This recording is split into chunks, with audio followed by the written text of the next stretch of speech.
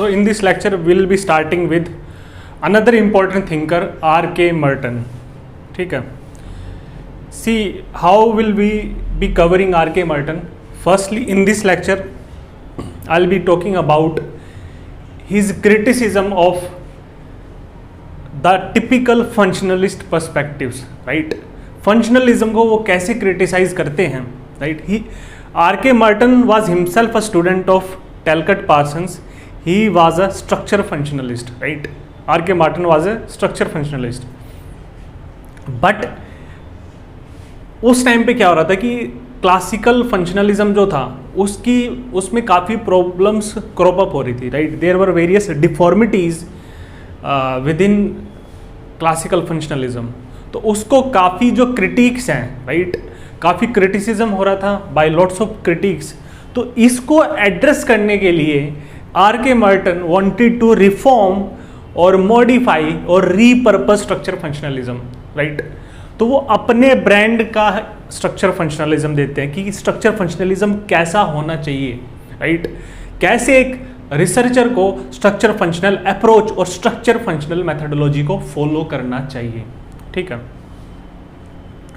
Now so in this lecture will be taking a look into his critic of traditional और classical functionalism, right? तो जितने भी functionalist perspective उनका ये critic देंगे, तो इनको हम तीन पोस्टुलेट ये देते हैं, तीन पोस्टुलेट, और उसके हिसाब से क्रिटिसिज्म करते हैं. So will be looking into all this three postulates, right? At the end of the lecture, with the help of a diagram, I'll be giving you the differences, right, between this classical functional approach and the structure functionalism of R.K. Merton. कैसे difference है इनमें, right? So I'll be giving you 4 to 5 points. So in next lecture I'll be talking about कि Merton अपना कैसा structure functional approach कैसे होनी चाहिए, एक रिसर्चर को कैसे रिसर्च परसू करनी चाहिए, राइट? तो वो उसके लिए एक फंक्शनल पैराडाइम देते हैं. So will be studying about functional paradigm in the next lecture. और उसके बाद I will be taking up his middle range theory, right? और उसके बाद will be studying Durkheim's deviance and linking it with Merton's deviance and anomie approach, right? और उसके बाद the last lecture will pertain to the reference group behavior. So in this manner we'll be covering R.K. Merton.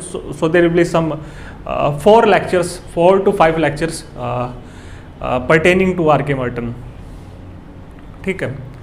See, I also wanted to talk about कि मैंने कुछ concept अभी आपको explain नहीं किए हैं related to some 2-3 thinkers, right? These are very minor topics, right? 5 minutes topics. For example, one of the students pointed out to me कि I have not covered the criticism of division of labor of Durkheim, right? And in last lecture I wanted to talk about evolutionary universe and generalized media of interchange. और Parsons में हम role set की बात करेंगे. So these 4 topics: role set, generalized media of interchange, evolutionary universals, and critique of Durkheim's division of labor, right? These are very minor topics, right? So I'll try to cover these topics at the end of paper 1, right? So these are kind of fringe topics, right? So मैं अब around very short 5 to 10 minutes I'll be coming up with those kind of videos. So I'll be dealing with all these topics, right? All these remaining fringe topics at the end of paper 1. So अभी हम start करते हैं R.K. Merton के साथ, right? Again I'll advise you to read the biography of R.K. Merton from internet. ठीक है. सी R.K. Merton कौन थे? R.K. Merton, he was a student of Talcott Parsons. ठीक है. नाउ इन्होंने जो बुक लिखी, राइट, जो उनका प्रोमिनेंट वर्क है, इस बुक का नाम है social theory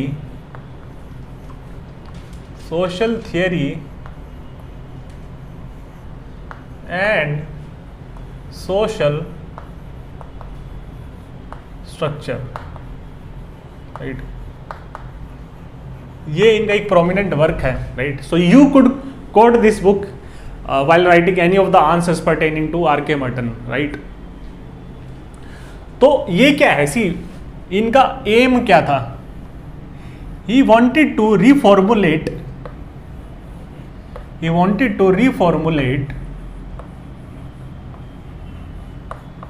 or modify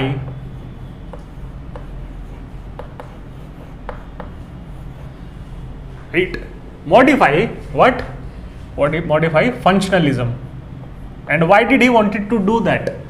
Because इस टाइम पे क्या है, फंक्शनलिज्म का काफी क्रिटिसिज्म हो रहा था, right. So to address the various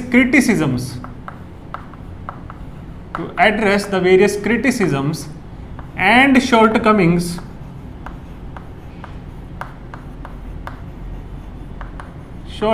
of functionalism, right. So he wanted to reformulate, modify functionalism, then he came up with his own brand of structure functionalism, right. So he was a structure functionalist, तो his own brand of structure functionalism, ठीक है. तो ये रिफॉर्मुलेट और modify कैसे करेंगे, इसके लिए इन्होंने दो चीजें प्रपोज की, राइट.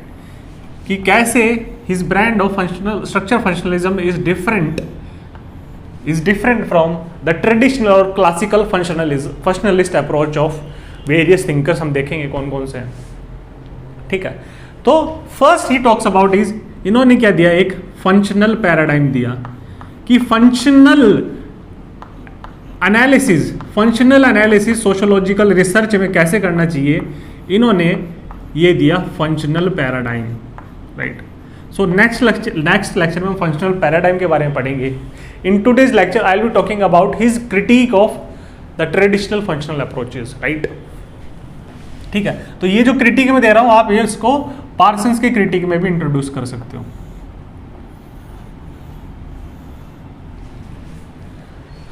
ठीक है. Second, he proposes is middle range theory, right. तो इन दो अप्रोचेस की वजह से ही वांटेड टू कि ही शोड द पाथ कि आप कैसे रिफॉर्मुलेट और मॉडिफाई किया जाए फंक्शनलिज्म को, ताकि ये क्रिटिसिज्म्स और उसके शॉर्ट कमिंग्स को एड्रेस किया जा सके, ठीक है. Now so in today's lecture what will be talking about is his criticism of the postulates of, right. There उन्होंने 3 पोस्टुलेट्स दिए जो क्लासिकल फंक्शनलिज्म के और उनको क्रिटिसाइज करते, राइट. 3 postulates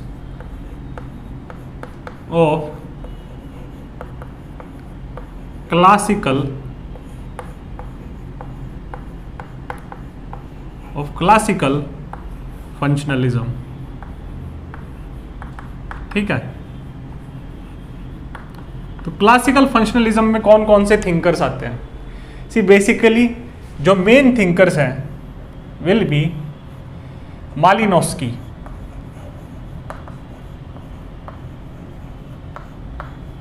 right. सी मालिनोस्की मैंने आपको पढ़ाया नहीं कि मालिनोस्की ये टिपिकली सिलेबस में नहीं है आपके, लेकिन but you still have to know about his theories, his arguments, right. Basically main premise क्या और मेन आर्ग्यूमेंट्स है वो आपको पता होने चाहिए मालिनोस्की के. Second is A.R. Radcliffe Brown, right. So all these are important functionalists. And third is his mentor or his teacher Talcott Parsons, right. See Talcott Parsons हम ऑलरेडी पढ़ चुके हैं. मालिनोस्की को I will specially be talking about Malinowski. मैं इस lecture में और next lecture में कुछ एग्जांपल्स दूंगा जहां से आपको मालिनोस्की के कुछ वर्क्स का पता चलेगा, right. For example functional paradigm में I will be coming up with certain examples, तो आपको कुछ वहां से आइडिया होगा. देन मिडिल रेंज थ्योरी में भी I will be coming up with certain aspects of Malinowski theory, तो वहां से आपको कुछ आइडिया लगेगा, right. Plus at the end of paper 1 I will be coming up with these miscellaneous thinkers, right. They are not the typical part of your syllabus, right, core part of the syllabus, but at the end of the paper I'll be coming up with short videos जहाँ पे मैं specifically इनके works के बारे में बात करूँगा, because वो आपको पेपर में कभी भी मालिनोस्की के बारे में फिर भी पूछा जा सकता है, लेकिन एटलीस्ट रेडिक्लिफ ब्राउन, राइट, उनको directly they want to be asking you about Radcliffe Brown, right, but still you have to be ready for it. तो I will be coming up with this short videos at the end of paper 1 जहाँ पे मैं ये सारी चीज़ों के बारे में डील करूँगा. ठीक है. Now these postulates of classical functionalism. Merton बोलते हैं कि क्लासिकल फंक्शनलिज्म क्या है, कुछ ऐसी कुछ ऐसी अजम्पशंस करता है while giving their theory or arguments, right? So these are the tacit assumptions, right? कुछ assumption करता है classical functionalism in order to formulate their broad or main theory, right? और these assumptions, right, वो बोलते हैं these assumptions are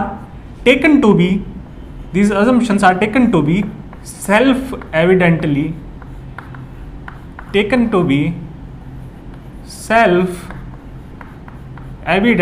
true,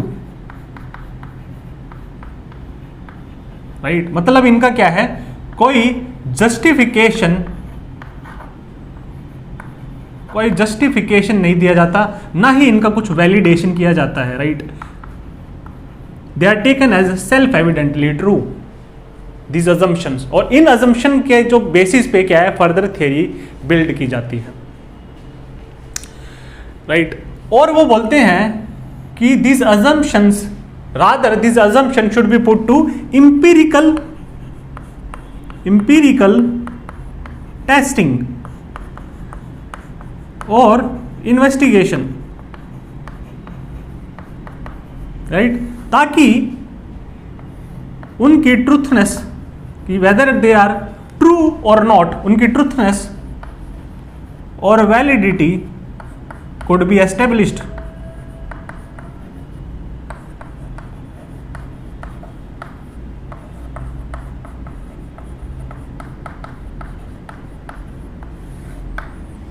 ठीक है. Now see what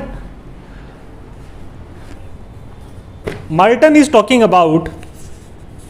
What Merton is talking about is his definition of this, right? So वो बोलते हैं कि ये जो assumptions हैं, ये जो assumption है इनको बोलते हैं postulates, right?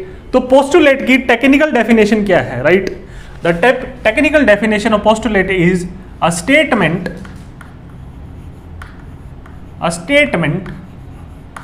right, that is believed,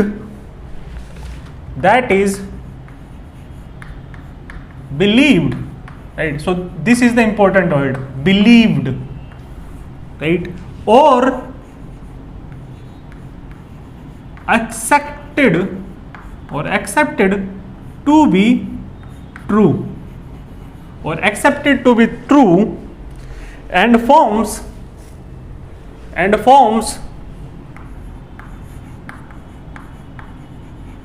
the basis of theory, right? This is the technical definition of postulate. ठीक है. तो वो यही बोल रहे हैं कि मर्टन का क्रिटिसिज्म की है कि ये जो पोस्टुलेट्स है, दीज आर अजम्पशंस, राइट. इनको अज्यूम किया गया है कि these are self evidently true, right. They are believed to be true और accepted to be true in order to formulate the larger broader general theory, right. तो उनकी कोई justification और वैलिडेशन नहीं दी गई है, राइट. तो since they are believed to be true, right, it is a kind of a belief. तो बोलते हैं these are no more than articles of faith, right? These are no more than articles of faith, right? So they are not based on facts or empirical research.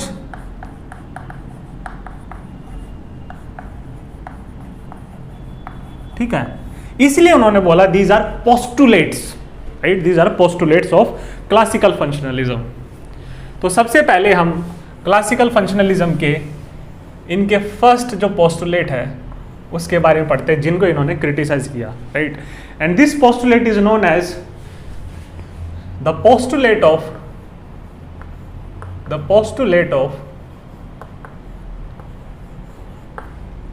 functional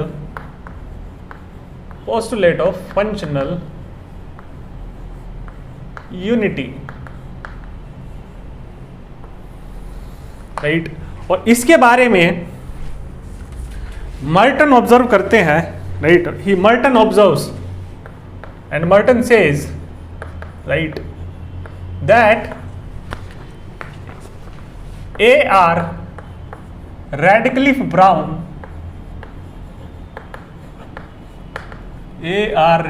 Brown, right, is one of the chief exponents,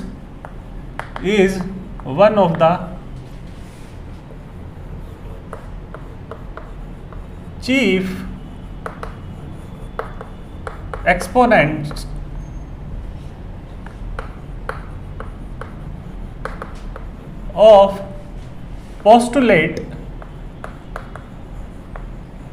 postulate of functional unity, right. So इस statement का क्या मतलब है, right. सी, ये जो functional unity है का जो पोस्टुलेट है, इसके बारे में क्या है, सारे फंक्शनलिस्ट आर्ग्यू करते हैं, लेकिन वो बोलते हैं कि जो मेन प्रोपोनेंट है, राइट, वो है इसके A.R. Radcliffe Brown, right. Malinowski and Parsons also agree with this postulate. Now, what is this functional unity postulate? इसी जो क्लासिकल फंक्शनलिज्म था वो क्या बात करता है कि all the parts, right, और सब parts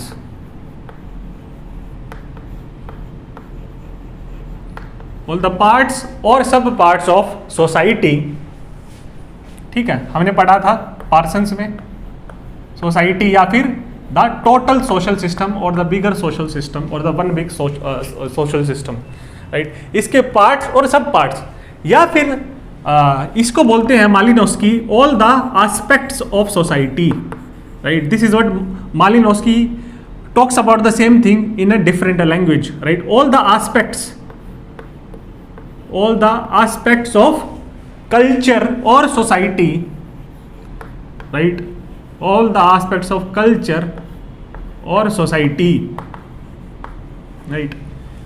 वो बोलते हैं they are all the parts and subparts of the society or all the aspects of the society, right, उनके बीच में क्या है, यूनिटी है, ये हमने पढ़ा था, राइट। उनके बीच में क्या है, सॉलिडेरिटी है, उनके बीच में क्या है, इंटीग्रेशन है। All these parts are unified, solidarity, they are closely integrated, right, और इंटीमेटली इंटीग्रेटेड। इनके बीच में क्या है, कोहेशन है, राइट। और हमने क्या देखा था, कोऑर्डिनेशन है, कोऑपरेशन है, राइट। और हमने देखा था कि सिनर्जी, इनके बीच में सिनर्जी और सिम्बायसिस या म्यूचुअलिज्म है, right. So there is a unity, cohesion, और all this parts are integrated with each other, ये हमने देखा था, ठीक है। अब मैं ये बताना चाह रहा हूं कि what is this postulate of functional unity, ठीक है। सो ये पोस्टुलेट क्या कहता है, all this parts are integrated with each other, right. तो so as to form a one single unified whole, ठीक है, ये हमने देखा था। नाउ इसके क्या क्रिटिसिज्म करते हैं इसका, this is the postulate and what is the criticism of Merton, what is the criticism of Merton, and this could also be counted as, see मैंने आपको अलग से पार्सन्स का क्रिटिसिज्म नहीं पढ़ा है, लेकिन ये जो पहले 2 या 3 लेक्चर हैं, राइट, ऑल दिस, इसमें से काफी पॉइंट्स निकल के आएंगे जिसमें आप पार्सन्स का क्रिटिसिज्म होगा, राइट, ठीक है। तो क्रिटिसिज्म क्या है यहां पे, क्रिटिसिज्म ये बोलते हैं कि वाइल दिस स्टेटमेंट, वो बोलते हैं while this proposition or this postulate, right, or this assumption might be true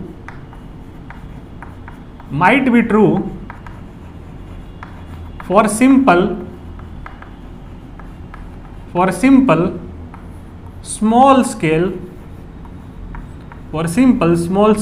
societies.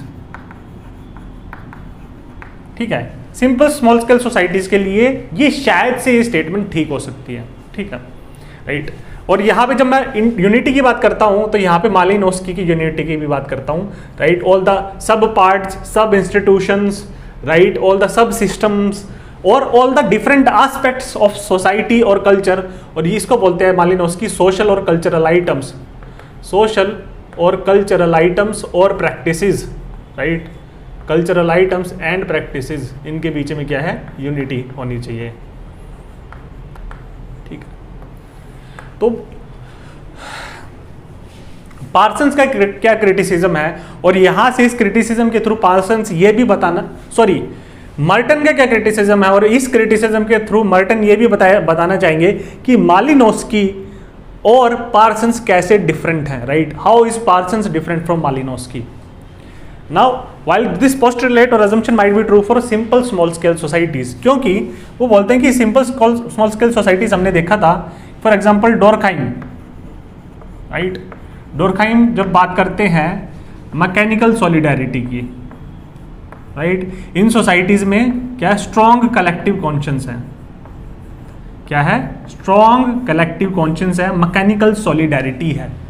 ठीक है, तो बोलते हैं कि इन केसेस में स्मॉल स्केल सोसाइटीज में मैकेनिकल सॉलिडारिटी है, स्ट्रॉन्ग कलेक्टिव कॉन्शियंस है, right. डोरखाइम was also a functionalist. तो यहां पे क्या है, यहां पे यूनिटी और सॉलिडारिटी और इंटीग्रेशन पॉसिबल है, यहां पे यूनिटी सॉलिडारिटी इंटीग्रेशन पॉसिबल है, राइट। हमने देखा था मैकेनिकल, इसी का नाम क्या, मैकेनिकल सॉलिडारिटी। और हमने क्या देखा था यहां पे, these are simple small scale, right, simple small scale societies, right, these are simple small scale societies. और उनमें देखा था कि कम पॉपुलेशन होती है, राइट। यहाँ पे क्या है, सिमिलैरिटी है, या फिर हम बोल सकते हैं होमोजेनिटी है, सिमिलैरिटी और होमोजेनिटी है इन सोसाइटीज में, सिंपल स्मॉल स्केल सोसाइटीज है, right. Direct face to face relationship होती है, इंटीमेट रिलेशनशिप्स होती हैं, राइट, ये हमने देखा था। तो यहाँ पे सिमिलैरिटी और सॉलिडारिटी की वजह से और direct face to face relationships की वजह से क्या है, यहाँ पे यूनिटी पॉसिबल है, ठीक है, स्मॉल स्केल सोसाइटीज में। और पार्सन्स से इसको लिंक करोगे तो इसको पार्सन्स से कैसे बोलोगे कि स्मॉल स्केल सोसाइटीज में क्या है, value consensus is possible, right. That is all the members of the society might share the similar values, right. तो इनकी क्या है, शेयर्ड वैल्यूज है। तो आपकी जब शेयर्ड वैल्यूज हैं, right, when you will be valuing the same thing, तो एसेंशियली क्या होगा, आपकी क्या होगी, सिमिलर एक्सपीरियंसेस और आइडेंटिटी होगी, राइट, सिमिलर एक्सपीरियंसेस और सिमिलर आइडेंटिटी होगी। तो यहां से क्या है, यूनिटी, सॉलिडारिटी और इंटीग्रेशन क्या है, पॉसिबल है, right. So this might be true for simple small scale societies, और ये जस्टिफाई किया जा सकता है, राइट। लेकिन वट यहां पे क्रिटिसिज्म फिर क्या बोलते हैं, राइट, लेकिन बोलते हैं दिस postulate और assumption, right, it does not stand its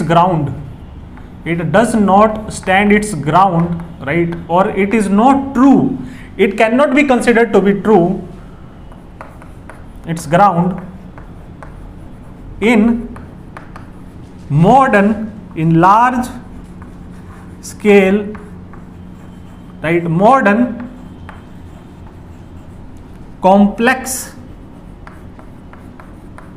complex societies, right. इनमें क्या है कि this theory might be not true, right? This postulate might not be true, this assumption might not hold, right? तो ये कैसे नहीं hold करेगा? Now we'll be looking into that.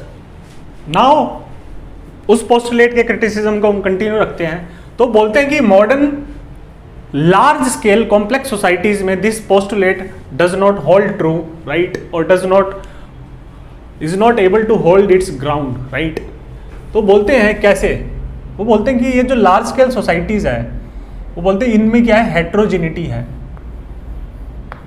इनमें क्या है, हेट्रोजिनिटी है. These are very heterogeneous society, these are not homogeneous, right, right. इनमें क्या है, डाइवर्सिटी है, लार्ज स्केल डाइवर्सिटी आपको देखने को मिलेगी, राइट. और मॉडर्न सोसाइटीज में क्या है, मल्टीपल फॉल्ट लाइंस हो सकती हैं, मल्टीपल फॉल्ट लाइंस हो सकती हैं, राइट. ठीक है. यहां पे क्या है, मल्टीपल आइडेंटिटीज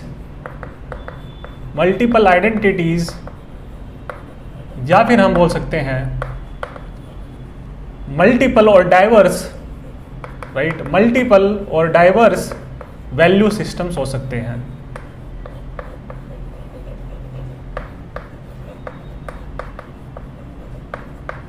राइट. तो हमने देखा था कि मल्टीपल फेथ्स हो सकते हैं, मल्टीपल फेथ और multiple religion, multiple language, multiple ethnicities, right, multiple race, multiple caste के लोग, right, multiple classes, right. So there are various fault lines in society, there are diverse identities, there are diverse value systems, there are multiple fault lines, diversity and heterogeneity in society, plus these are very large scale. ठीक है. तो यहां पे क्या है, वो बोलते हैं कि यहां पे क्या है, he is not saying कि यूनिटी नहीं हो सकती, he is not saying कि यूनिटी नहीं हो सकती, पर वो बोल सकते हैं कि यूनिटी के साथ साथ यहां पे क्या है, कन्फ्लिक्ट और divide, conflict or divide might also be present, right. So the keyword is might also be present in the social system or societies, right. लेकिन ये जो conflict है और ये जो divide है, ये जो है इसकी एक्सप्लेनेशन नहीं देते फंक्शनलिस्ट, बिकॉज उनका postulate it is related to functional unity, whereas यहाँ पे क्या है, कंफ्लिक्ट और divide is taking place, there is no consensus whatsoever, right. तो इसके लिए वो एग्जांपल देते हैं, राइट. यहाँ पे वो एग्जांपल देते हैं, किसका देते हैं, see talks about religion,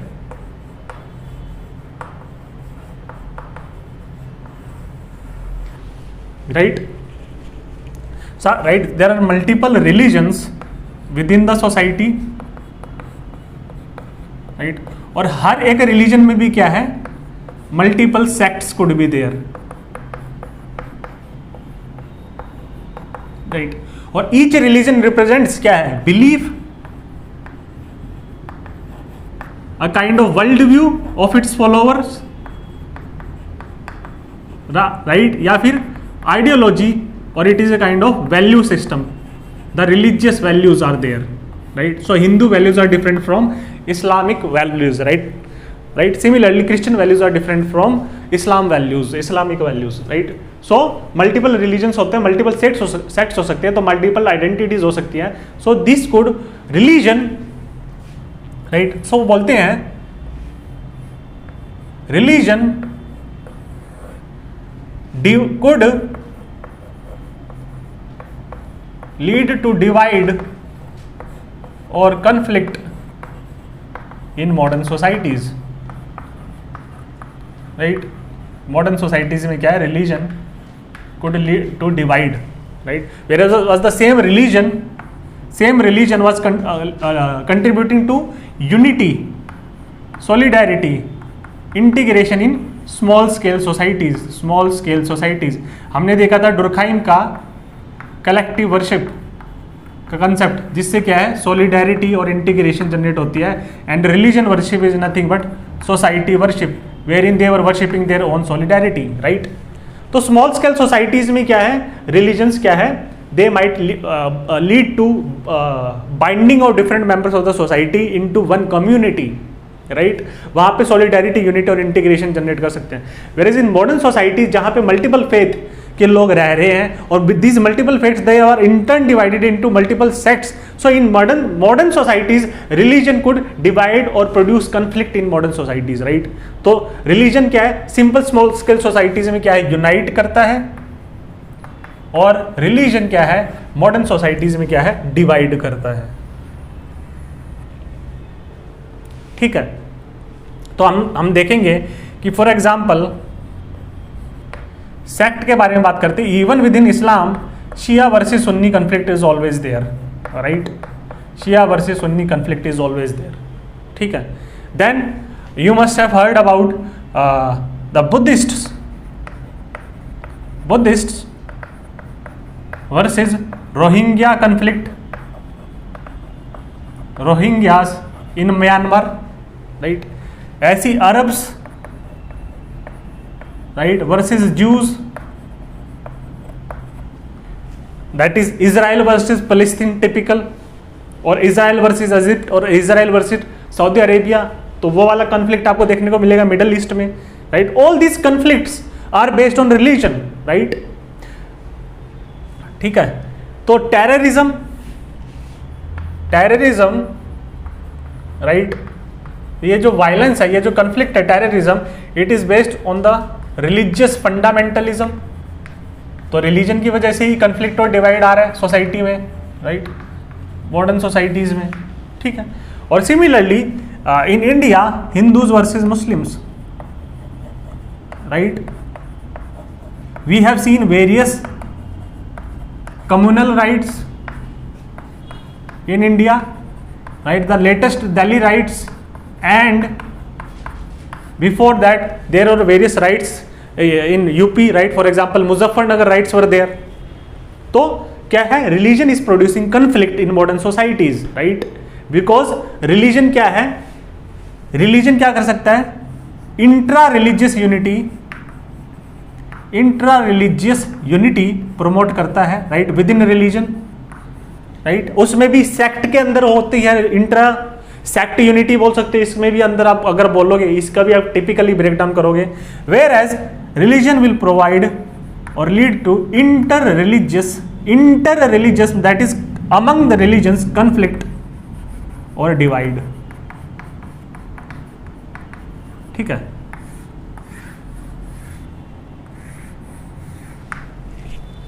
Right? Then we could also talk about Christians और Christianity versus Islam, और ये आपको अनफोल्ड देखने को मिलता है typical West versus Middle East clashes आपको देखने को मिलते हैं, राइट? और ये आपको मैनिफेस्ट होने को दिखा था आपका जब वर्ल्ड ट्रेड सेंटर जो अटैक्स हुए थे, right? This is manifestation of this, right? जहां पे ये जो रिलीजियस फंडामेंटलिस्ट है, ये क्या बोलते हैं, Christianity is an evil religion, right? And similarly these leaders of this Christian worlds, right, they manufacture various kinds of deliberate wars within the Middle Eastern region, right? So all this is taking place in the name of religion, right? And this religion basically is linked to politics, right? Geopolitics or even the domestic politics, ठीक है। And similarly आपको देखने को मिलेगा जो Easter attacks हुए थे, ऐसी Easter attacks, that is also Buddhist versus Islam बोल सकते हो, राइट? बुद्धिस्ट वर्सेस और सिनेलिस वर्सेस। तो यहां पे क्या हो रहा है, this is producing conflict in society, ठीक है।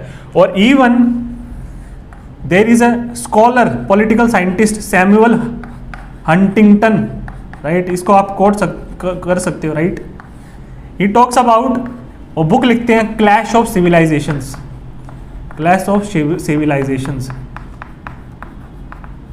राइट? तो यहां पे क्लैश और सिविलाइजेशंस और conflict will be taking place among different civilisations having different value systems, right? So this civilization is not limited to a country or a region, rather it pertains to one particular civilizational identity or one particular civilizational culture or values, right? तो वो basically see this was Samuel Huntington के student थे Francis Fukuyama.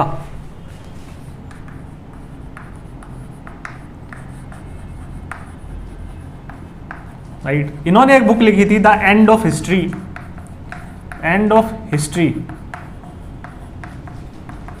Right. ये book कब लिखी थी इन्होंने? सी इन 1989, between 1989 to 1991 जब डिसइंटीग्रेशन हुआ था यूएसएसआर का, राइट, यूएसएसआर का डिसइंटीग्रेशन हो गया था और ईस्ट और वेस्टर्न जर्मनी की जो बर्लिन वॉल थी उसको गिरा दिया गया था और जर्मनी का यूनिफिकेशन हुआ था, राइट। तो इसके बाद क्या है, कोल्ड वॉर एंड हो गई थी, राइट। तो यहां पे क्या हुआ था कि जो क्लैश ऑफ आइडियोलॉजी था, कम्युनिस्ट वर्सेस कैपिटलिस्ट आइडियोलॉजी का क्लैश था, वो एकदम क्या है, स्टॉप हो गया था, right. Because Cold War end हुई थी, यूएसएसआर डिसइंटीग्रेट हुआ था, तो capitalism emerged as the major winner, right. और उसके बाद क्या है कि यूनिपोलर और सिंगल पोलर वर्ल्ड का इमेज राइज हुआ था, जिसमें US was the major power, right. Bill Clinton क्या है, he was the one of the most powerful presidents of US history, right. Because वहां पे क्या है, यूनिपोलर वर्ल्ड था, कोई कंट्रास्टिंग पावर नहीं थी। तो फ्रांसिस फुकुयामा अपनी बुक में लिखते हैं एंड ऑफ हिस्ट्री की हिस्ट्री का एंड हो चुका है, बिकॉज जो आइडियोलॉजी का क्लैश था, राइट, आइडियोलॉजी का क्लैश है वो बंद हो गया है, right. So history will not progress, right. So history will progress on the basis of dialectics और कॉन्ट्राडिक्शंस, राइट। तो ये जो डाइवर्स आइडियोलॉजीज हैं, राइट, कम्युनिज्म वर्सेस कैपिटलिज्म, इसका एंड हो गया है। तो उनके मेंटर बोलते हैं नहीं, इन इस बुक क्लैश ऑफ सिविलाइजेशन, वो बोलते हैं वो डिफरेंट जो वर्ल्ड है उसको डिफरेंट सिविलाइजेशंस में डिवाइड करते हैं, और वो बोलते हैं कि जो फ्यूचर कॉन्फ्लिक्ट होगा it will be on the basis of this clash of different value systems or different civilizational identities or different cultures will be taking place। तो पूरे वर्ल्ड को वो डिफरेंट सिविलाइजेशंस में डिवाइड करते हैं, उनके बोलते हैं इनके बीच में क्लैश होगा, राइट। फॉर एग्जाम्पल एक सिविलाइजेशन बोलते हैं वेस्टर्न सिविलाइजेशन, जिसमें वो ग्रुप करते हैं वेस्टर्न वैल्यूज, रैशनल, साइंटिफिक और these kind of countries, democratic systems, right. तो टिपिकली यूएस और वेस्टर्न यूरोप की जो वो सिविलाइजेशन उसको ग्रुप करते हैं, राइट, जो कि डोमिनेंट है, जिन्होंने नाटो भी बनाया था, राइट। और दूसरी मल्टीपल सिविलाइजेशंस होती हैं ऐसी, वो बोलते हैं these are Middle eastern civilisation, जिसमें वो ग्रुप करते हैं दीज इस कंट्रीज है जहाँ पे क्या है, इस्लाम क्या है वो राइज पे था, राइट। तो बोलते हैं इनके बीच में आपस में क्लैश होगा, राइट। ऐसी वो साइनो इंडियन सिविलाइजेशंस के बारे में बात करते हैं, चाइनीज सिविलाइजेशन की बात करते हैं, इंडियन सिविलाइजेशन की बात करते हैं, राइट। तो बोलते हैं ये डिफरेंट सिविलाइजेशंस के बीच में क्या है, there will be cultural clashes will be taking place, because they are different value system, they are value the different things, right. तो उनके बीच में क्या है, कन्वर्जेंस नहीं होगी, डाइवर्जेंस और कन्फ्लिक्ट बढ़ेगा, right. For example this clash of civilisation, right, western civilisation और middle eastern civilisation is taking place in the form of Christianity versus Islam, right. ऐसी एक सिविलाइजेशन वो बात करते हैं ईस्टर्न यूरोपियन सोसाइटीज की, right. So different civilisations, different value systems, different identities, different experiences, right. So they will be conflicting, there will be conflict between them, right. तो this is their criticism, right. तो ये criticism है जिसको आप include कर सकते हो कि कल्चर और रिलीजन में कैसे डिवाइड होता है, ठीक है।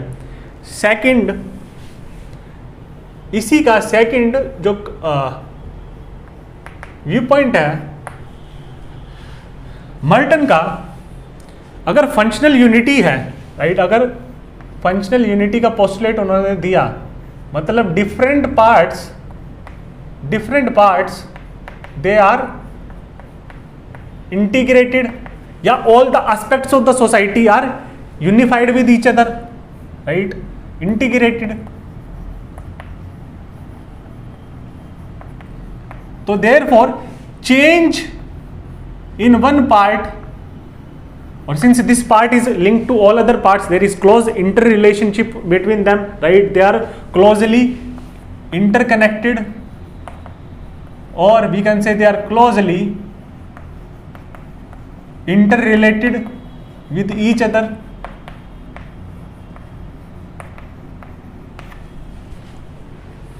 ठीक है। तो एक पार्ट का जो सिस्टम है अगर उसमें चेंज होगा तो it will lead to a change in the another part of the system as well, right, all the parts of the system. ये हमने पढ़ा था साइबरनेटिक हायरार्की ऑफ कंट्रोल में, ठीक है। लेकिन इसका बोलते हैं और कंसेप्ट देते हैं मर्टन कंसेप्ट देते हैं फंक्शनल ऑटोनॉमी का।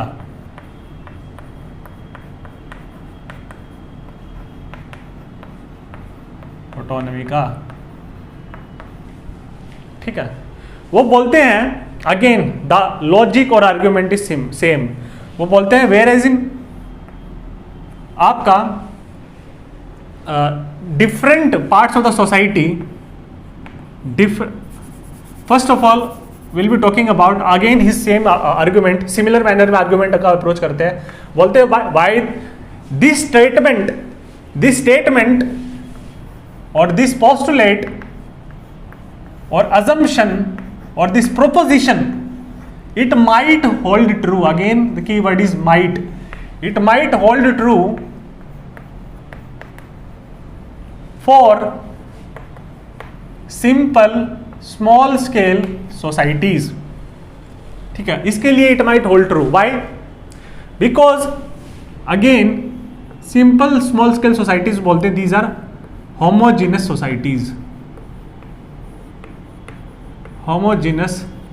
societies, ठीक है, right, wherein there is no structural differentiation has taken place.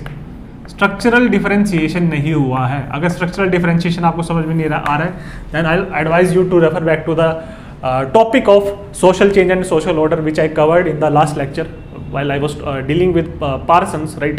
तो बोलते हैं these are homogeneous societies, structural differentiation नहीं हुआ है। Now what does this term mean, right? Right. See, अगर आपने देखा हो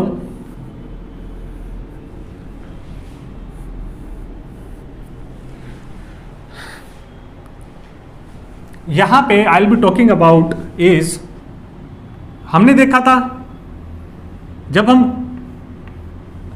स्पेंसर की बात कर रहे थे, राइट, जब हम स्पेंसर की बात कर रहे थे तो वो क्या बोल रहे थे, होमोजेनिटी है स्मॉल स्केल सोसाइटीज में, क्या है, होमोजेनिटी है, राइट, सेम थिंग, ठीक है।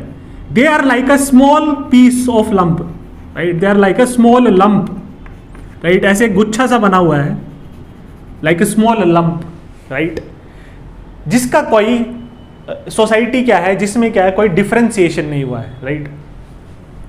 सिमिलरली अगर आप देखो तो एसेंशियली जब हमारा इवोल्यूशन हुआ है, right, all this concepts are taken from the biology, right. Evolution क्या हुआ है हमारा, कि पहले क्या हमारा क्या था, सिंगल सेल था, राइट, सिंगल सेल अमीबा से हमारा क्या हुआ है, इवोल्यूशन हुआ है, राइट। ये कंटिन्यूसली ग्रो करता हुआ फॉर एग्जांपल लंप में बन गए होंगे हम एज ए स्पीसीज, राइट, और कंटिन्यूसली हम मास गेन करते रहे, राइट, मास गेन करते, और इन प्रेजेंट फॉर्म क्या है, हमारे डिफरेंट पार्ट्स है, राइट, डिफरेंट पार्ट्स हैं, राइट। यहाँ पे क्या है, पार्ट्स का डिफरेंशिएशन नहीं हुआ था, राइट, ऑल द पार्ट्स क्या थे, they are merging with each other, right, they are overlapping with each other. लेकिन यहाँ पे क्या है, डिफरेंट पार्ट्स हैव इमर्ज्ड, और यहाँ पे क्या है, स्ट्रक्चरल डिफरेंशिएशन हो गया है, राइट, स्ट्रक्चर ऊपर क्या है, और there is differentiation of parts, structural differentiation हो गया। हमारे हैंड्स अलग हैं, लेग अलग है, राइट, ब्रेन अलग है, heart, kidney, liver, lungs, right, these are different parts of our body. तो हमारा जो स्ट्रक्चर है उसका डिफरेंशिएशन हो गया, multiple parts have emerged, right. तो हमारे कॉम्प्लेक्स स्ट्रक्चर हो चुका है, complex large number of parts are there which are performing specific function, ये हमने पढ़ा था। अगर आपको अभी भी समझ में नहीं आ रहा तो आई विल टेक यू कि इवोल्यूशन कैसे होता है वन इंडिविजुअल का, राइट। सोसाइटी को छोड़िए, हम एक इंडिविजुअल की बात करते हैं, राइट। इनिशियली क्या है, आप क्या है, फीटस होते हो, राइट, और फीटस का डेवलपमेंट कैसे होता है, इनिशियली क्या है, फीटस में क्या है, it is a small lump, foetus is like a small lump, right, जिसका कोई डिफरेंशिएशन नहीं हुआ, उसका ब्रेन और ये सारे अलग अलग पार्ट्स का इमरजेंसी नहीं हुआ, राइट। तो essentially foetus is like a small lump, और ये जो फीटस है ये डेवलप होता है, और इट टेक्स 9 months और 8 to 9 months for this foetus to develop. तो होते होते क्या है, स्ट्रक्चरल डिफरेंशिएशन हो जाता है, right, right, you emerge into a full formed child, right. तो आपका क्या है, ब्रेन डेवलप हो जाता है, लंग्स, हैंड्स, राइट, और ये सारी चीज़ें डेवलप हो जाती हैं, right, reproductive systems, right, stomach, intestine, kidney, liver, all this kinds, but these are in very formative stage, right. फिर फर्दर उसके बाद क्या टाइम लगता है 5 से 6 साल एडल्ट, पूरी चाइल्डहुड स्टेज, और एडल्टहुड तक क्या आपकी बॉडी कंप्लीटली ग्रो हो जाती है और मैच्योर कर जाती है, राइट, फुल फॉर्म हो जाती है, राइट। तो एसेंशली वो बोल रहे हैं कि जो स्मॉल स्केल सिंपल सोसाइटीज हैं वो क्या है, होमोजीनियस सोसाइटीज है, वहाँ पे स्ट्रक्चरल डिफरेंशिएशन नहीं हुआ है, राइट। तो वहाँ पे ऐसे अलग अलग पार्ट्स और सब पार्ट्स नहीं आए हैं, राइट। तो there is a one small lump. तो वो बोलते हैं कि in the small scale societies all the aspects, हमने बात की थी ना मालिनोव्स्की की, ऑल द एस्पेक्ट्स रेगुलर और द सोसाइटल कल्चरल आइटम्स और द सोशल प्रैक्टिसेस और कल्चरल प्रैक्टिसेस क्या है, all the aspects of the society, all the aspects of the society tend to merge with each other, right, हम या फिर बोल सकते हैं हम यहां पे क्या है, ओवरलैप है, right. So all these different aspects of the societies क्या है, उनके बीच में ओवरलैप है, they are merging with each other like a small lump, जिनका अभी स्ट्रक्चरल डिफरेंशिएशन नहीं हुआ है, राइट, ठीक है। नाउ फॉर एग्जांपल रिलीजन, सबसे पहले हम स्मॉल स्केल सोसाइटीज देखते हैं। आपकी जो फैमिली है और किनशिप के बेसिस पे ऑर्गेनाइज थी, हमने अरुंदा ट्राइब के बारे में पढ़ा था, राइट। डिफरेंट ट्राइब्स हैं, डिफरेंट किनशिप और फैमिली बेसिस पे, टीक, क्रोकोडाइल, जिन, और हमने पढ़ा था कोबरा, ऑल दीज, और rabbit, right, these all these tribes they had they belong to the common ancestors, they considered themselves as descendant of the common ancestors, they constituted the family or kinship system, right. तो these all these ये क्या है, families और kinships क्या है, और ये constituted the tribe, और ये क्या है, religion भी practice करते थे, right, collective worship ceremony, plus they were involved in economy as well, right, and similarly क्या है, polity। तो different aspects of the society ये जो थे, इनका आपस में बहुत ओवरलैप था, राइट, कॉमनैलिटी थी, होमोजेनिटी थी सोसाइटीज में, देयर वर ओवरलैप और they were merging with each other. As such कोई डिफरेंशिएशन नहीं था, फैमिली का अलग हो, जैसे मॉडर्न सोसाइटीज में क्या है, रिलीजन अलग, चर्च है, इकोनॉमी अलग है, अलग अलग ऑर्गेनाइजेशन, इकोनॉमिक ऑर्गेनाइजेशन, पॉलिटी अलग है, ऐसा नहीं था, राइट। इवन अब पॉलिटी भी देखो, जो ट्राइबल चीफ था वो क्या है, इसी किनशिप से बिलोंग करता था। और अगर आप इसको वैदिक सोसाइटी से भी देखते हो तो वैदिक सोसाइटी में आपने पढ़ा होगा सभा और समिति, राइट, जिसमें जो क्या है, डेमोक्रेसी थी वहां पे वैदिक सोसाइटी में, कंपैरेटिवली डेमोक्रेटिक कैरेक्टर था। जो लोग थे उस ट्राइब के, जना जिसे बोलते हैं, राइट, जन, they constituted the part of sabha or samiti and they exercised accountability on the chief of the tribe, right. So they were participating in politics as well. So these different parts they were merging with each other, right. तो ऐसे small lump था और आपस में differentiation नहीं हुआ था, right. तो यहाँ पे वो बोलते हैं कि यहाँ पे क्या है, इंटीग्रेशन और फंक्शनल यूनिटी पॉसिबल है, right. Different parts are so deeply और इंटीमेटली कनेक्टेड और integrated with each other, different aspect of the societies are merging और overlapping with each other, there is no structural differentiation, right. तो यहाँ पे there is part in, अगर आप part एक part में चेंज इंट्रोड्यूस करते हो तो it might lead to change in another part, right. वो बोलते हैं लेकिन this does not hold true for this, again this does not hold true for modern complex large scale societies.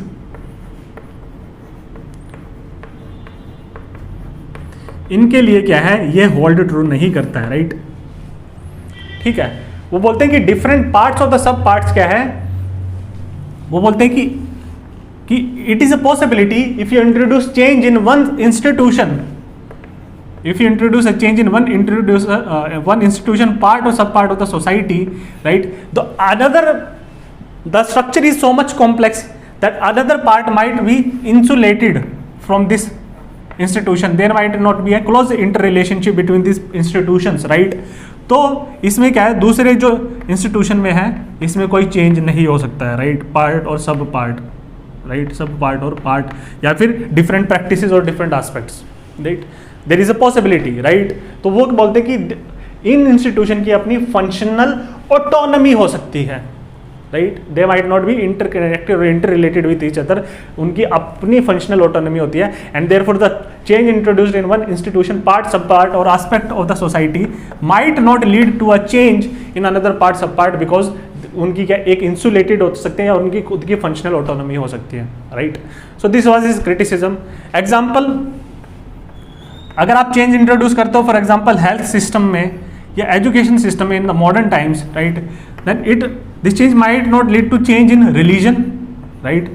So religion might be insulated from the changes in health or education systems of the society, right? तो modern societies में ये assume करना कि this postulate will always hold true and this postulate will always stand its ground, right? It is a mere article of faith. It is an assumption, right? It is, you consider it to be implicitly true, right? But these notions or these postulates could be challenged, right? अगर आपको test करना society में whether they hold true or not, then empirically investigate करो, fact based और research based के basis पे क्या है you say, and उस postulate के basis पे क्या है अपनी theory को formulate ना करो, ठीक. So now I'll be talking about the second postulate, right? इसको बोला गया और मर्टन बोलते हैं इसको postulate of, this is the postulate of functional universality.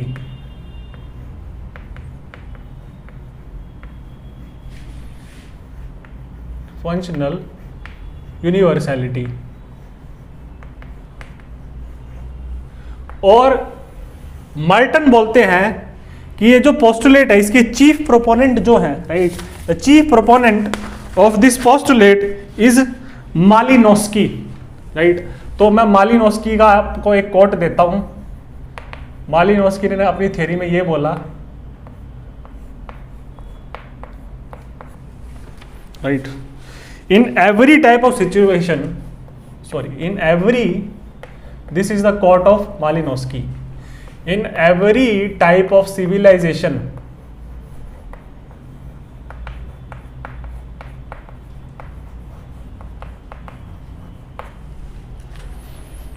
every custom,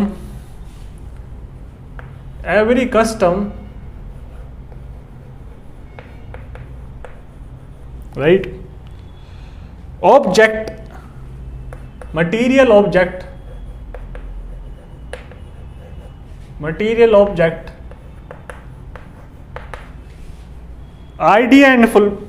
ideas and beliefs fulfill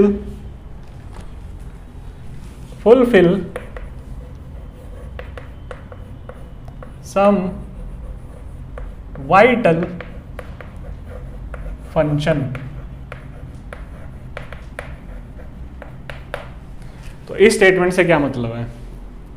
सी, अगर आप देखोगे पोस्टुलेट ऑफ फंक्शनल यूनिवर्सैलिटी का क्या मतलब है, ये जो है इसका मतलब है फंक्शनल यूनिवर्सैलिटी का कि ऑल द, राइट, आपने पार्सन्स में पढ़ रहा था, all the parts, sub parts, right, या फिर सोशल इंस्टीट्यूशंस, राइट, या सब सिस्टम्स, ठीक है, या फिर मालिनोस्की क्या बोलते हैं, all the aspects of the society, all the aspects of the society, cultural or social items, right, cultural or social items or practices, right, or beliefs or values or ideology or customs or traditions, right, they perform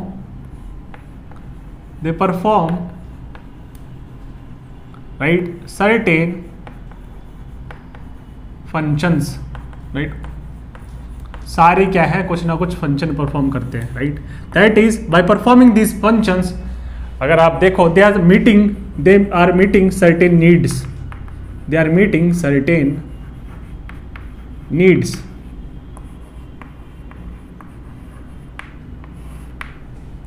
ठीक है. नौ हमने क्या देखा कि सारे के, तो यहां से हमने क्या देखा, in every type of civilisation and all the parts, sub parts और all the aspects of the society, they are functional, right. Every type of cultural item practice, all these parts they are functional, right? This is the basic assumption, right? हर एक कुछ ना कुछ exist कर रहा है तो वो फंक्शनल होगा, कुछ ना कुछ फंक्शन परफॉर्म कर रहा होगा. It will meeting certain needs और goals of the system, right, और सोसाइटी. तो इसी को क्या बोला गया? Functional universality, right, functional universality. ठीक है. Now what is the critique of Merton, right? So this is the postulate. पहले हमने पोस्टुलेट देखा, अब इसका क्रिटिक देखते हैं.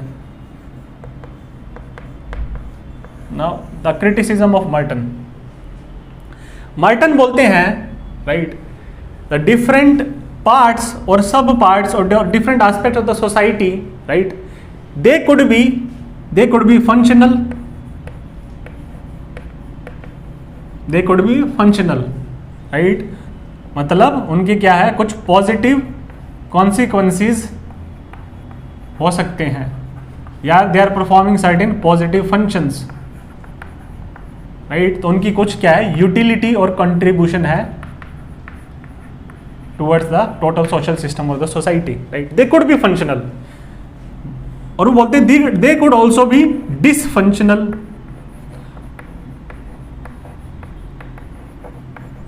राइट. अब इसका क्या मतलब है? सी, ये जो डिफरेंट पार्ट्स, ये ना कि फंक्शनल हो सकते हैं और बेनिफिशियल और कंट्रीब्यूट कर सकते हैं, यूटिलिटी हो सकती है सिस्टम के, but they could also have negative consequences,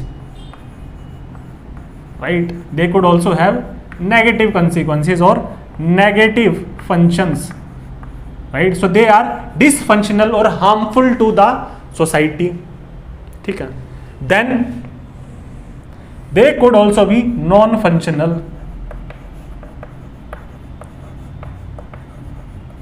right, that is not performing, they are not performing any function, they are not performing any function. जैसे आपके बॉडी में क्या है, वेस्टिजियल ऑर्गन्स होते हैं, right, they are not performing any functions, ये बोलते हैं, राइट. तो पहला क्रिटिसिज्म ये हो गया. Plus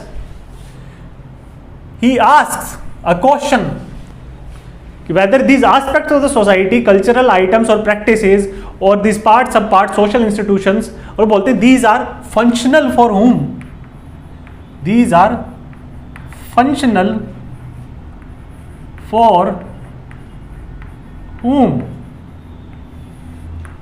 right. तो बोलते हैं कि, और वो बोलते हैं ये जो फंक्शनल है, तो वो बोलते हैं कि ये जो फंक्शनल फॉर होम है, फंक्शनल एनालिसिस 3 लेवल पे होना चाहिए. ठीक है. इसका क्या मतलब? वो बोलते हैं कि जो एक पार्ट है या फिर एक प्रैक्टिस है, it might be functional in certain aspects, right. It might be functional for certain units of the society, और it might be dysfunctional in other aspects, और it might be dysfunctional to other units और aspects of the society. तो बोलते हैं ये आपको analysis करना है कि किसके लिए फंक्शनल है और किसके लिए फंक्शनल नहीं है. इसके आपको क्या है, आपका जो फंक्शनल एनालिसिस है इसका 3 लेवल्स पे होना चाहिए. फंक्शनल एनालिसिस का होना चाहिए 3 लेवल्स पे, राइट. फर्स्ट ही बोलते हैं it is eight the level of the total social system, या फिर सोसाइटी के लेवल पे, कि आप जिस एस्पेक्ट के बारे में बात कर रहे हो, वेदर इट इज फंक्शनल और dysfunctional for the society as a whole. Second, whether this aspect जिसकी आप बात कर रहे हो, पार्ट की बात कर रहे हो, वेदर दिस इज फंक्शनल और डिसफंक्शनल टू पर्टिकुलर सब सिस्टम और सब पार्ट, राइट, सब सिस्टम, सब पार्ट, या फिर पर्टिकुलर सोशल इंस्टीट्यूशन. तो एक यहाँ पे होना चाहिए, एक इस पर्टिकुलर सब सिस्टम के लेवल पे होना चाहिए. तो for example, one aspect of the society might be functional for one sub system and it might be dysfunctional for another sub system, right. तो वो देखना चाहिए, आपको देखना है. Plus at the level of individual, right. तो इन 3 level पे आपको देखना है उसकी फंक्शनैलिटी को. और ऐसा हो सकता है कि it might be functional for the total social system and it might be functional for particular subsystems and dysfunctional for other subsystems, and it might be dysfunctional for individuals, right. Now for example, इसका example देखते हैं हम सब system का. Capitalism हम देखेंगे, आगे पढ़ेंगे जब हम फैमिली की बात करेंगे. कैपिटलिज्म इतना स्ट्रेन डालता है इंडिविजुअल की लाइफ पे, right. There are multiple failures और disappointments are taking place in capitalism, right? There is a lot of pressure on the people who are going for job or going for work. So there are lot of failures are there, right? Manager का pressure रहता है, then various tasks are there, work pressure बहुत ज़्यादा रहता है, right? Large working hours होते हैं, plus वो targets भी मिलते हैं आपको. So there could be plus बहुत ही ज़्यादा लोगों में mobility का aspect होता है कि want to be mobile or we want to achieve higher levels within that particular organization, right? Seniority. तो इसमें क्या बोलते हैं कि बहुत सारे फेलियर्स हो सकते हैं, डिसअपॉइंटमेंट्स हो सकते हैं, right? Right, for example Parsons बोलते हैं. देन असेंशली जब पार्सन्स बात करते हैं फैमिली में तो बोलते हैं traditional division of labour on the basis of gender की बात करते हैं कि women, man is the breadwinner of the family, he goes outside, and women is taking care of the household, she is performing domestic chores, right? So when this male comes to the home, this women acts as a caregiver, she projects love for the husband, right? तो वो जो शौक है उसको absorb कर लेती है, right? इसको बोलते हैं स्टेबलाइजेशन ऑफ एडल्ट पर्सनैलिटीज. तो वो इंसान रिजुविनेट हो जाता है, वो सारी डिसअपॉइंटमेंट्स को भूल जाता है, and he again goes to the office next time, right? Plus family की responsibility, then he have to go to the office, right?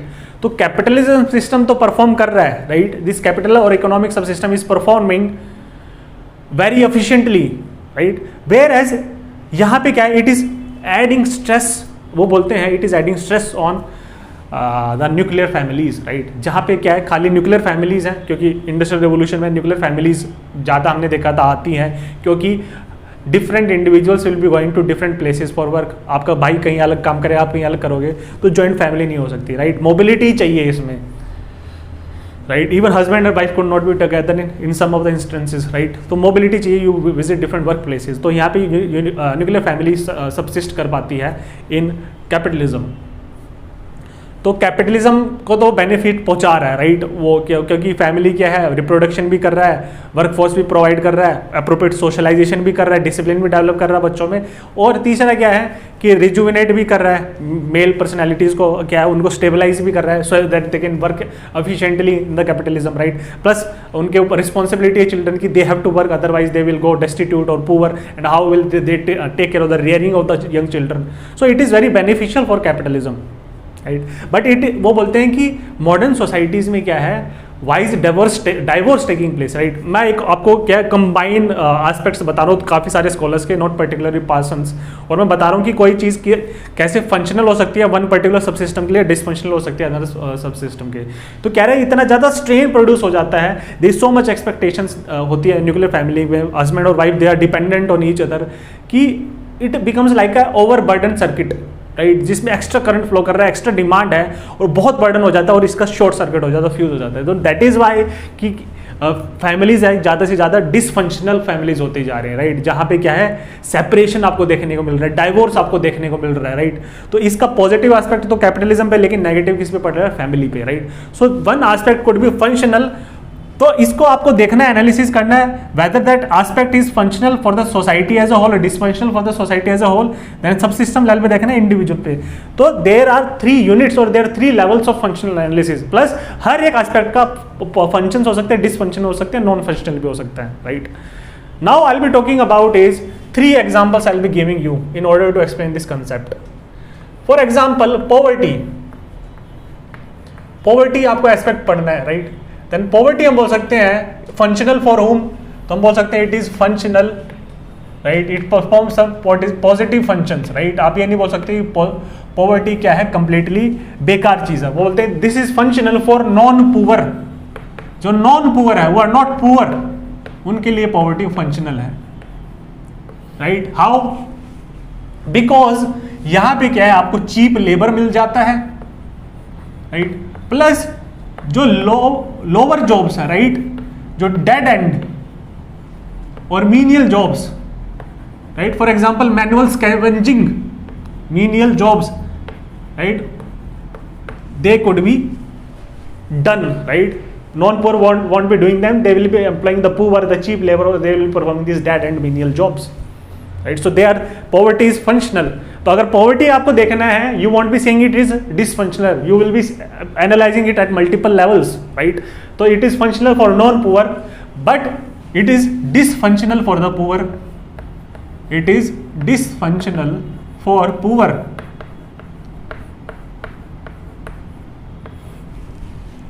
ठीक है, कैसे? Because it affects their life chances.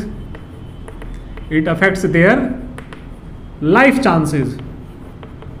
अच्छी एजुकेशन नहीं होगी, अटेन नहीं कर सकते, राइट? हेल्थ फैसिलिटीज अवेल नहीं कर सकते, राइट? फॉर एग्जाम्पल आपने देखा होगा, most of the people, poor people, they die due to because they are not able to procure medicine, right? और they are not able to go to good hospitals, right? These private extremely expensive hospitals, right, wherein the life of a particular individual could be saved, right?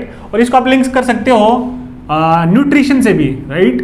Nutrition से भी जो poor children होते हैं उनको proper nutrition नहीं मिलता, और it affects their brain development and cognition, right? Since it affects their cognition, तो वहाँ पे ड्रॉप आउट्स भी होते हैं, अगेन एजुकेशन अफेक्ट होते हैं, कॉग्निशन भी अफेक्ट होते हैं, तो लर्निंग आउटकम्स भी उनके अफेक्ट होते हैं, फिर से पॉवर्टी उनको आती है। तो पॉवर्टी क्या है? एक विशियस साइकिल है, हम पढ़ेंगे, और सब कल्चर ऑफ पॉवर्टी पढ़ेंगे, और ये सब पढ़ेंगे स्ट्रेटिफिकेशन में, एक विशियस साइकिल है, right? So it is dysfunctional for the poor. और वो बोलते हैं कि अगर पॉवर्टी के लेवल्स बहुत ज़्यादा हाई हो जाए, राइट, या फिर क्रॉनिक पॉवर्टी हो, या poverty levels are, see poverty के लेवल्स क्या है? कम होने चाहिए, right? certain levels of poverty is poverty not absolute, I am also talking about inequality or relative poverty, it is feasible। लेकिन अगर ये बहुत ज़्यादा क्रॉनिकली लेवल्स हाई हो जाए पॉवर्टी के, राइट, तो इससे क्या हो सकता है? इससे क्या है? डिसकंटेंटमेंट फैल सकता है लोगों में, right? For example you could link it how development, अगर आपका टॉपिक है जीएस पेपर 3 में, development is link to rise of extremism, right? तो नक्सलिज्म का rise, you could say it is due to poverty, और poverty I am not talking about absolute poverty, I am also talking about relative poverty, right? That is inequality, you are relatively poor in comparison to others. तो यहाँ पे हम पढ़ेंगे, Merton बात करते हैं, this leads to relative deprivation, relative deprivation, you feel relatively deprived in comparison to others. हम बात करेंगे रेफरेंस ग्रुप की, राइट? तो यहां से क्या है? डिसकंटेंटमेंट फैलेगा, और इसकी वजह से क्या है? एक्सट्रीमिज्म फैल सकता है, right? So poverty could breed extremism as well at chronic levels. So poverty को आप मल्टीपल लेवल पे उसका एनालिसिस कीजिए, right? So this is more comprehensive analysis, ठीक है? Second is, let me talk about, next lecture में भी काफ़ी इसके बारे में बात करूंगा, फॉर एग्जांपल कास्ट के बारे में भी बात करूंगा, बट अभी पॉवर्टी के बाद हम देखते हैं for example family. Now let us talk about family, right? Now family is functional. Functional aspect क्या है? हमने देखा था फैमिली कौन से फंक्शन परफॉर्म करती है? Latency, right? हमने देखा था पैटर्न मेंटेनेंस, टेंशन मैनेजमेंट, ये सब देखा था, reproduction, socialization, all these are the functions of family, right?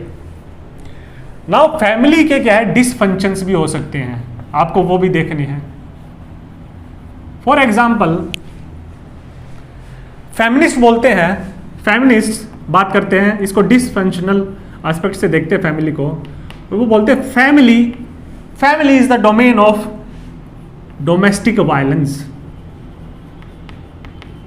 Domestic violence, और फैमिली इंश्योर्स, राइट? यहाँ पे आप बोल रहे हो तो पैटर्न मेंटेनेंस की, ट्रांसमिशन ऑफ कल्चर, वैल्यूज और नॉर्म्स की, लेकिन इट इंश्योर्स ट्रांसमिशन ऑफ और इम्पोजिशन ऑफ पैट्रियार्कल कल्चर।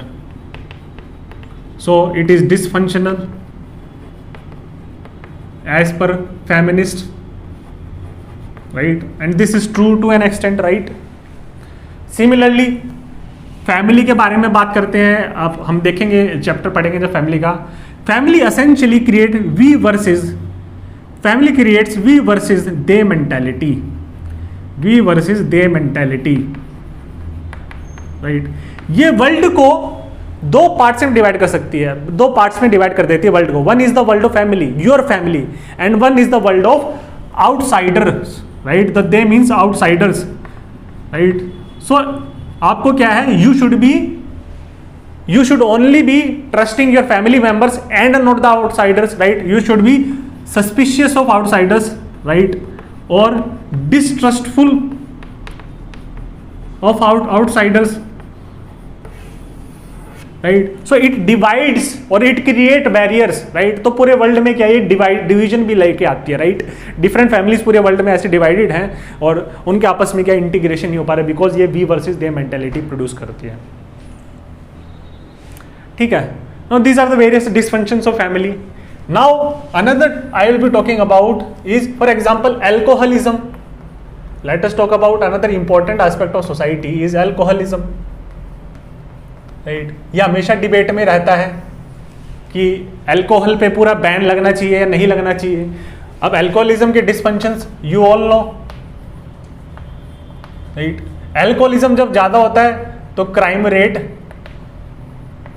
से लिंक है. It might lead to increase crime rate, right. जब आपकी मेंटल फैकल्टीज डिक्रीज कर जाती हैं तो जो आप में जो कल्चर को इम्बाइब किया हुआ है, जो रिस्ट्रिक्शंस डाली हुई हैं, वो they are not any more when you are under the influence of alcohol, right. तो you could assert your inner self, right. तो जिसको बोलते हैं Hobbes, the raw nature could emerge out.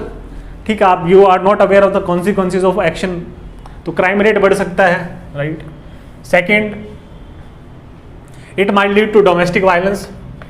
This is the main concern कि जो husband है वो P के क्या है अपनी वाइफ को क्या मारते हैं. So it might lead to domestic violence as well, violence against children as well, right.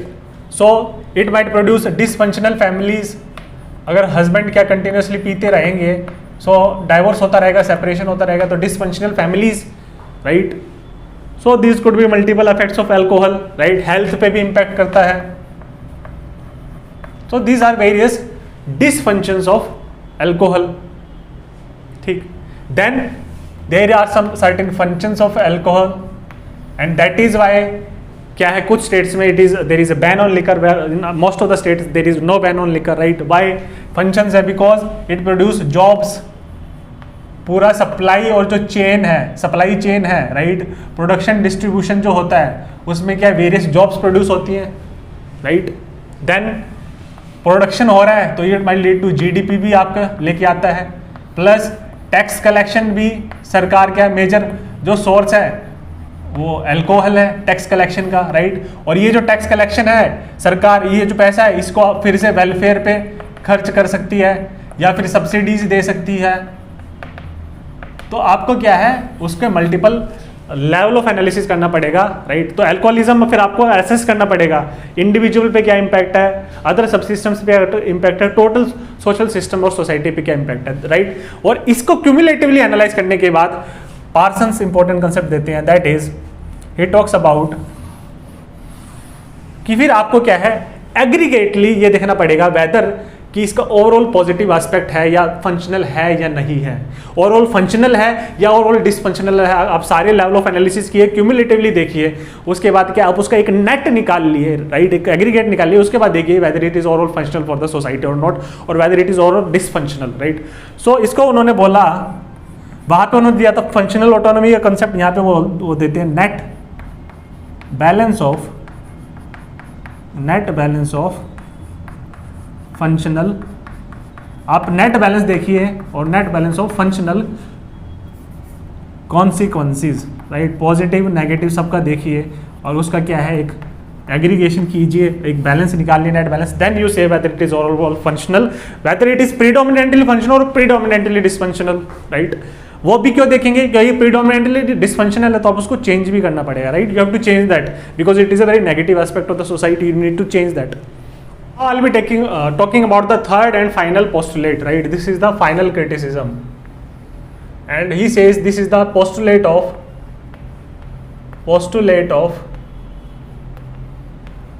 functional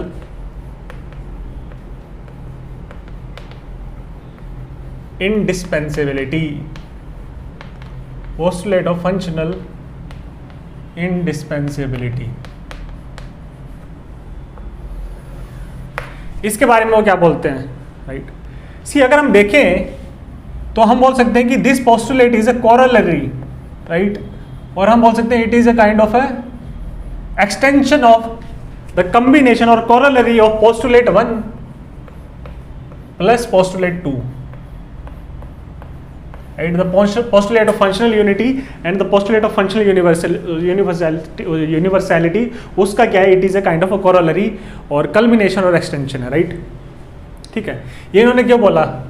सी अगर सारे पार्ट्स और सब पार्ट्स क्या है, if you consider all the parts and सब parts, if you consider at all the parts,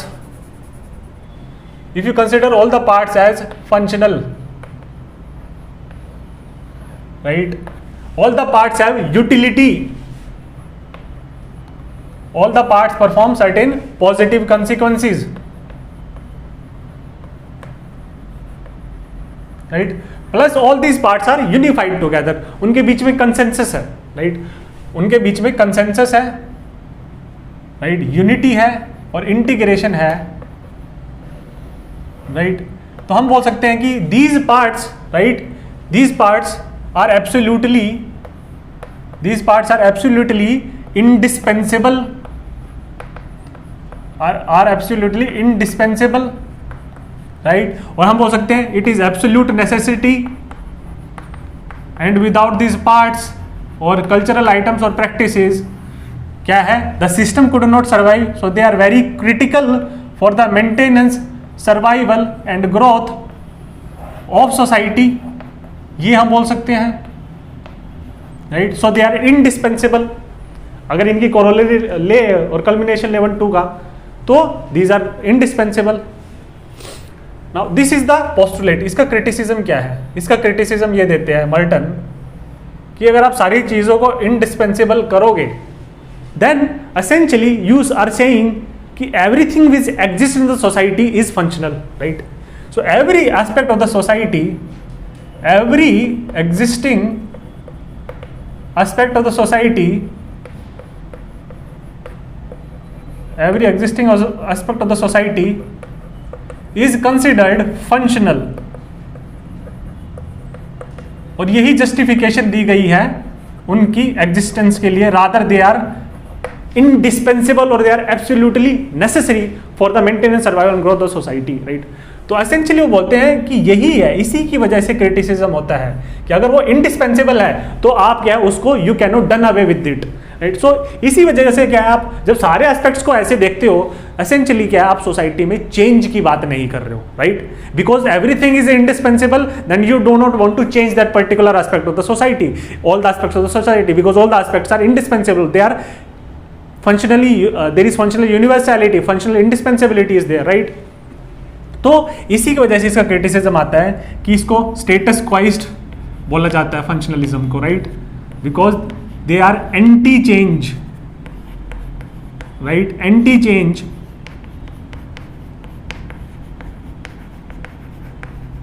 right, और उनको क्या बोला जाता है? कंजर्वेटिव और ऑर्थोडॉक्स भी बोला जाता है, कंजर्वेटिव एंड ऑर्थोडॉक्स आइडियोलॉजी और फिलॉसफी, ठीक है?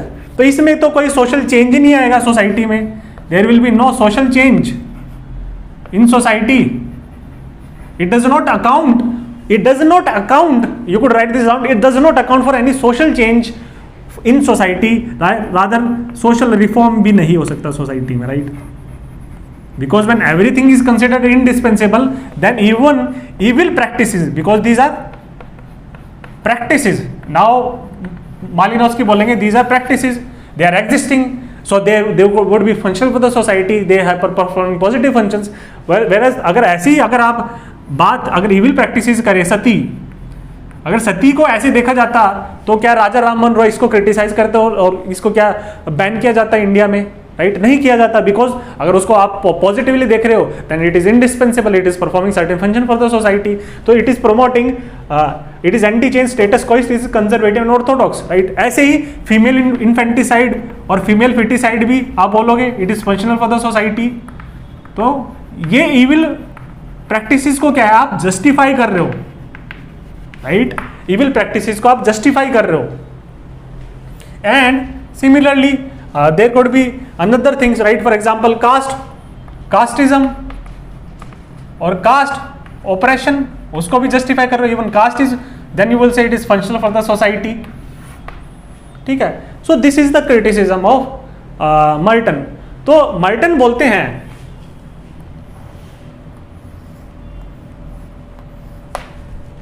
राइट। मर्टन इसके के लिए बदले कंसेप्ट देते हैं फंक्शनल। मर्टन कंसेप्ट देते हैं इसके बदले आपका, राइट। पहले हमने फंक्शनल ऑटोनॉमी देखा, फिर हमने देखा net balance of functional consequences. Now this is the another concept that Merton gives is functional concept of functional equivalence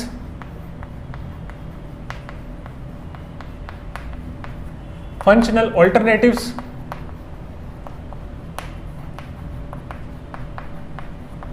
और functional substitutes, राइट। इसको कुछ भी बोल सकते हो आप इसमें से,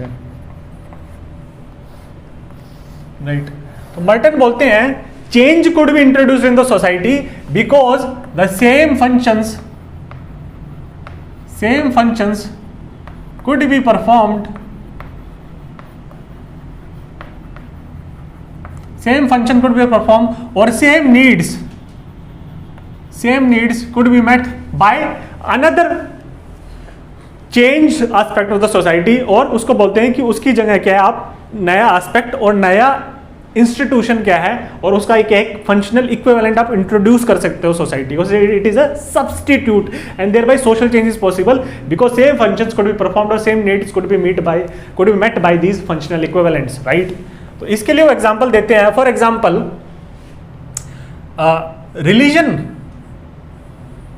is replaced by communist ideology, right. There is absence of religion in the communist societies because religion is considered as a utopia.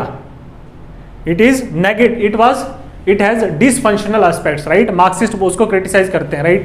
It is the soul of the soulless environment. It is the opium of the masses. हमने बात की थी जब marks की बात कर रहे थे, right? So it gives false hopes to the masses.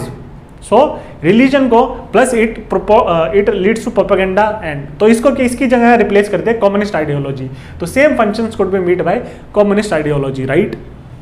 So you do not need religion, so इसका सब्स्टिट्यूट आपने बदल दिया कम्युनिस्ट आइडियोलॉजी। ऐसे ही फैमिली, राइट। सी अगर आप देखो पार्सन्स को, तो मैंने आपको कंसेप्ट तो बताया नहीं, लेकिन Parsons consider family and religion to be, these are generally considered to be universally present in all societies, right? So since they are present in all societies universally, so they are functional indispensable। तो इसी का criticism करते हुए Merton बोलते हैं कि religion could be replace by communist ideology. इनको इन्होंने बोला these are evolutionary universals, right. So this is not the exact concepts of evolutionary universe, right? Rather this is a kind of incorrect interpretation. I'll be giving you the correct interpretation of evolutionary universal, but roughly or crudely you could assume it to be like this, right? Because it is evolutionary universal need not be present in all the societies. It could be generally present in most of the societies in the societal evolution, right? तो उसके बारे में हम बाद में बात करेंगे, right? ऐसे ही family could be replaced by the kibbutz system which is there in Israel, right? तो kibbutz system, तो ये क्या इसका functional alternative है? So these are not indispensable. Now what is a kibbutz system? See, there is a 10-minute video on YouTube. You could search it. You could search kibbutz system in Israel, right? It is a beautiful video. You must watch it. See, Israel में क्या होता था कि certain families, right, or certain localities or certain communities, they pull in their resources, they produce collectively, ठीक है। और कुछ भी प्रोड्यूस कर रहे हैं उसमें क्या है, different individuals are extended different jobs as per their aptitude और एबिलिटी, ठीक है। लेकिन उसमें टिपिकल फैमिली सिस्टम नहीं रहता, राइट। रादर जो उनके जो चिल्ड्रन है वो उनको अलग से रखा जाता है, जिनको बोला जाता है चाइल्ड रियरिंग हाउसेज। तो चिल्ड्रन को पेरेंट्स के साथ नहीं रखा जाता, it is a kind of you could से बोर्डिंग हॉस्टल टाइप्स, राइट। तो वहाँ पे चिल्ड्रन रहते हैं, राइट, वहीं पे साथ में चिल्ड्रन पढ़ते हैं, राइट, वहीं पे डाइनिंग हॉल, वहाँ पे कॉमन डाइनिंग चलती है, और हर दिन चिल्ड्रन क्या है, they could meet their parents for certain number of hours, right. So this is the kind of system that is prevalent, right. तो वो क्या है, पूरी चिल्ड्रन को क्या है, पर्टिकुलर फैमिली से बिलोंग नहीं करते, rather they belong to the community as a whole, right. So this is the kind of kibbutz system that is there in Israel. ठीक है, तो वो बोलते हैं हो सकते हैं फंक्शनल इक्विवेलेंट्स और ऑल्टरनेटिव्स और सब्स्टिट्यूट्स. ठीक, नाउ ये हो गए तीनों क्रिटिसिज्म, राइट, तीनों पोस्टुलेट हो गए हैं. अभी मैं थोड़ा सा आपको डिफरेंस बता देता हूं बिटवीन फंक्शनलिज्म, राइट. तो टिपिकल फंक्शनलिज्म था, हमने देखा मालिनोव्स्की, रैडक्लिफ, ब्राउन और पार्सन्स का. इसको वो क्या कर रहे हैं, इसको वो मॉडिफाई कर रहे हैं, राइट. ये इससे नेक्स्ट लेक्चर और थर्ड लेक्चर में आपको मॉडिफिकेशन पूरा पता चल जाएगी. मर्टन किस टाइप का स्ट्रक्चर फंक्शनल अप्रोच एडवोकेट करते हैं, मॉडिफाई कर रहे हैं और रिफॉर्मुलेट कर रहे हैं, और अपना he is giving is own brand of structure functionalism of Merton, right. तो 3-4 पॉइंट से you can note them down, right. The first point is, यहां पे मेन फोकस किस पे है, फंक्शनल, यहां पे main focus is on functions, right. तो यहां पे फंक्शनल एनालिसिस किस पे बात करता है, फंक्शंस पे. ये खाली फोकस करता है पॉजिटिव कॉन्सिक्वेंसेस पे, पॉजिटिव फंक्शंस पे, कि हाउ सर्टेन पार्ट्स और aspect of the society meeting certain needs of the society, right. लेकिन यहां पे ये चेंज होके बोलते हैं कि we have to look into every aspect in the form of functions, positive functions और positive consequences, dysfunctions, negative consequences, right, और non functions, right, no consequences at all. तो हमें क्या है, तीनों चीजों के बारे में बात करना पड़ेगा. ठीक है, देन ये बात करता है, हम देखेंगे basically talks about consensus, right, और इक्विलिब्रियम. और यहां पे फोकस किस पे है, ऑर्डर पे है. ठीक है, वेयर एल्स ये क्या है, इट ऑल्सो टॉक्स अबाउट और अकोमोडेट्स डिसइक्विलिब्रियम. सोसाइटी में डिसइक्विलिब्रियम भी हो सकता है, जब क्या है, कॉन्फ्लिक्ट और डिवाइड भी हो सकता है, राइट. हमेशा कंसेंसस और यूनिटी नहीं रहेगी, राइट, हमेशा कंसेंसस यूनिटी नहीं रहेगी, right. There could be disequilibrium, there could be conflict और divide present, that could be present in society, right. क्योंकि डिफरेंट एस्पेक्ट्स के क्या डिसफंक्शंस भी हो सकते हैं, राइट. सो दिस, जब आप डिसफंक्शंस को लेके आते हो, नेगेटिव एस्पेक्ट को लेके आते हो, then you are talking about conflict and divide, right. तो इसीलिए क्या है, चेंज भी हो सकता है, राइट. तो सोशल चेंज की वो बात कैसे कर रहे हैं इन्होंने, जब फंक्शनल इंडिस्पेंसिबिलिटी की बात की, राइट. कॉन्फ्लिक्ट और डिवाइड की कब बात करें, डिसइक्विलिब्रियम की कब बात कर रहे हैं, जब वो फंक्शंस डिसफंक्शंस की बात कर रहे हैं, जब फंक्शनल यूनिवर्सैलिटी को रिप्लेस करते हैं नेट बैलेंस से, राइट. तो वो यहां पे क्या है, he is accommodating the Marxist critic.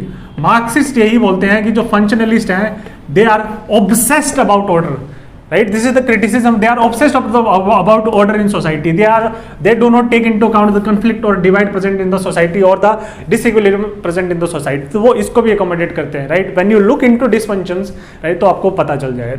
ठीक है, तीसरा ये खाली बात करता है फंक्शंस की, और वो भी मैनिफेस्ट फंक्शंस की, राइट. अगले लेक्चर में पढ़ेंगे. Whereas it talks about manifest और लेटेंट, राइट. हम देखेंगे क्या है लेटेंट फंक्शंस, डिसफंक्शंस और नॉन फंक्शंस, राइट. लेटेंट मतलब छुपे हुए हैं, ये खाली मैनिफेस्ट जो दिखते हैं उसकी बात करता है, right. Fourth is these talks about grand universal theories, right. जैसे हमने देखा पार्सन देने की कोशिश कर रहे थे सोशल सिस्टम की theory, right, which could explain all possible aspects of reality, right. हमने देखा था all systems of reality और all levels of reality could be explained, right.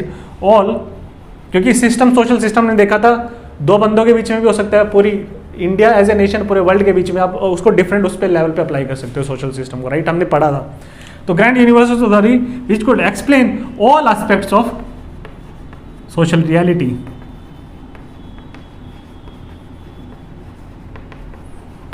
Whereas Merton was influenced by Weber, and Merton says कि we could not understand, comprehend or represent the totality of reality because reality is infinite and we could not capture it through one single theory, right? तो उन्होंने बोला rather हमारा क्या level of abstraction कम होना चाहिए, right, हमारा level of abstraction universal abstraction नहीं होना चाहिए, ग्रैंड एब्स्ट्रैक्शन नहीं होना चाहिए, rather level of abstraction limited होना चाहिए। तो हमें मिडिल रेंज की थ्योरी देनी पड़ेगी, right, middle range theory.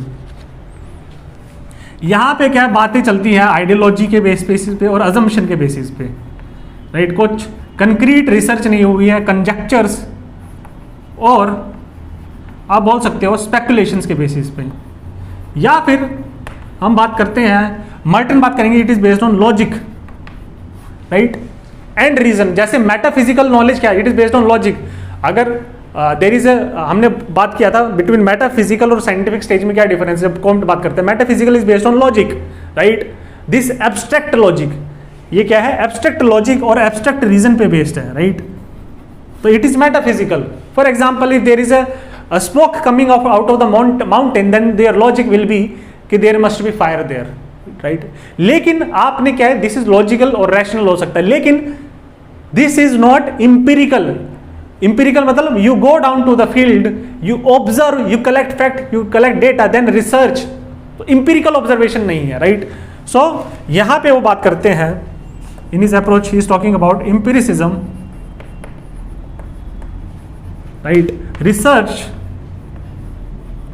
And he is talking about fact orientation, right, he is fact or data oriented. So it is more like the scientific or the positivistic stage of Comte, and this is more like the metaphysical stage of Comte, right. So this is the difference, and this is how he wants to change this approach towards this, right. So this is the reformulated or modified version of functionalism, and that is the structure functionalism, ताकि वो critique को भी क्या है address कर सके, ठीक है।